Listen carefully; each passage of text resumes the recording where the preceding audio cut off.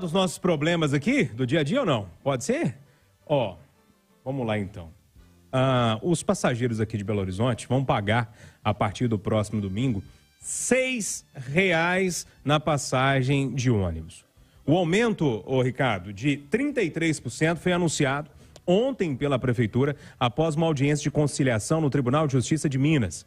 Com um reajuste de R$ 1,50 na passagem, um trabalhador que pega 2 ônibus por dia, em um mês aí de 22 dias úteis, por exemplo, vai gastar R$ 66 a mais por mês. Uma confusão danada, e aí eu tô te dizendo aqui que quem sai perdendo nessa história é quem? O passageiro. Claro, mas quem mais poderia sair perdendo nisso tudo? Ô, Júnior, eu só gostaria de pontuar, antes do meu comentário, uma coisa aí, que tem me incomodado bastante. Eu tenho ouvido muita gente por aí falando que isso aí se trata de uma briga pessoal entre o prefeito Fuad Noman e o presidente da Câmara dos Vereadores, Gabriel Azevedo. Eu acho isso muito injusto e muito irresponsável levar a coisa para esse lado. Não podemos reduzir as 2 maiores autoridades do município a 2 brigões que saem de casa ao invés de estar tentando trabalhar pela população, que eu acho que estão brigando politicamente. Não se trata disso, a meu ver. São 2 pessoas com visões, eu não diria nem antagônicas, mas visões um pouco diferentes sobre o mesmo tema e que precisam se acertar justamente para que a bomba não exploda no colo da população, que é o que está acontecendo. A minha questão não é nem tanto o preço da passagem, ainda que isso seja extremamente importante e sensível. A minha principal questão aqui é o que a população tem em troca do preço da passagem. E nunca teve. Esse é o ponto. E isso é uma das alegações que eu vejo o presidente da Câmara repetir o tempo todo, nesse sentido. Olha, as empresas de ônibus nunca ofertaram, nunca trouxeram para a população um serviço de qualidade e nunca foram punidas por isso. As tais multas nunca foram lavradas. Eu vi a entrevista hoje de manhã que o superintendente de mobilidade urbana concedeu para você, Júnior, e você o questionou a respeito dessas coisas. Ele falou assim, olha, as multas demoram a serem cobradas, o processo é longo. Bom, não adianta você ter uma multa no papel e não cobrar a multa, mas no papel a passagem vai aumentar e vai ser cobrada. Aí está essa assimetria entre o que sempre o poder público pode e o que nós cidadãos podemos. A gente tem muitos direitos e nunca consegue esses direitos. O poder público sempre impõe os nossos deveres à força. Então, eu acho que é esse o ponto. Decidam qual que é o valor da passagem. Tente que esse valor da passagem pese o menos possível para o bolso do consumidor. Mas, depois que isso estiver resolvido, obrigue as empresas de ônibus a prestarem um serviço decente para a população. Porque essa é a grande questão. Ô, Malco, o Ricardo lembrou dessa entrevista que eu fiz agora há pouco com o André Dantas, que é o superintendente da SUMOB, né, que é a Superintendência de Mobilidade Urbana aqui de Belo Horizonte. E a minha pergunta, que para mim é mais importante, e eu estou pensando com a cabeça de quem está ouvindo a gente agora e usa ônibus, é a seguinte: tudo bem, a passagem aumentou, ou, sei lá, vão conseguir dar dinheiro público daqui a pouco se o projeto passar para as empresas de ônibus. Mas que dia que o usuário de ônibus em Belo Horizonte terá um mínimo de qualidade nesse processo todo do transporte coletivo? Essa pergunta foi feita e, mais uma vez, ela não foi respondida. Júnior, nem é qualidade. Que dia que o cidadão vai ter algum respeito. Que dia que ele será enxergado pelos agentes públicos, seja a Câmara, seja a Prefeitura, e pelos prestadores de serviços concessionários, que também têm obrigação de atender as demandas do cidadão de maneira respeitosa. O que acontece no transporte público do Belo Horizonte é um assinte com o morador.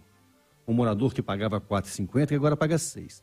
Um morador que, na campanha do prefeito anterior, nos primeiros dias de campanha, quando pega um ônibus junto com a sua doméstica para chegar na sua casa e faz um belo comercial falando da lata de sardinha e falando que o serviço iria melhorar, que era uma obrigação da prefeitura, e entregou o serviço nas mesmas condições ou talvez piores do que encontrou. É isso que aconteceu no ex-governo do Calil. Agora, Fuad pega a mesma bomba e continua lidando da mesma maneira.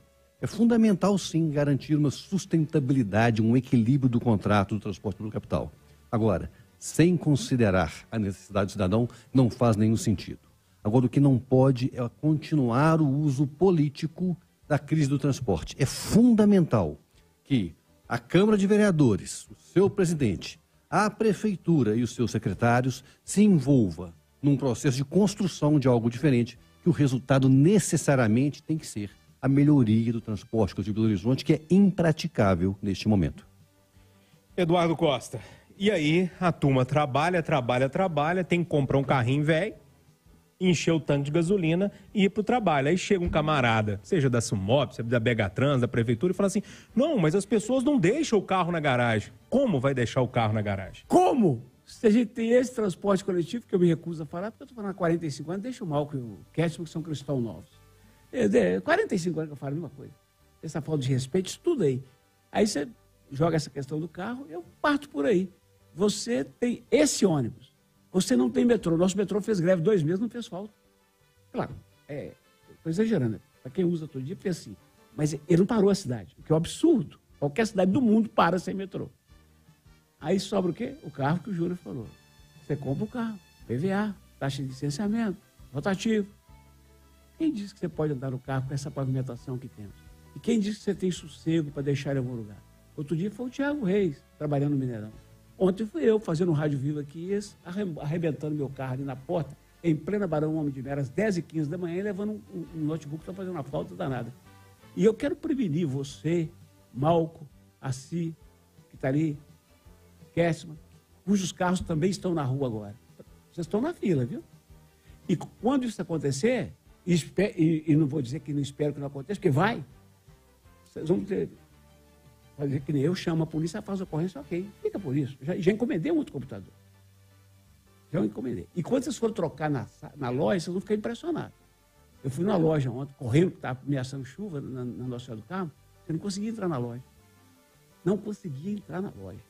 Aí o moço falou comigo, opa, contigo também, eu te escutei na rádio.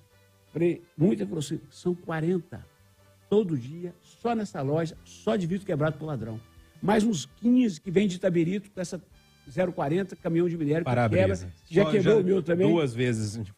Com essas pseudo-autoridades nossas aí que dizem que fiscalizam. Então, é isso. Você tem esse transporte coletivo, você tem essa cidade. E se você não tiver privilégio, sorte, o direito de ter uma vaga de garagem no seu emprego, na sua escola, na sua academia, você pode ir para a fila, trocar o vidro todo dia e esperar.